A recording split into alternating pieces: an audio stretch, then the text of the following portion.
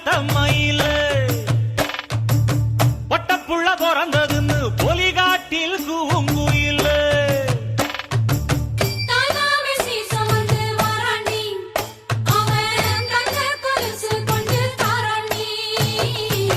சீரு சுமந்த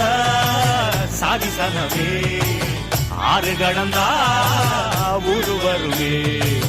சீர் சுமந்த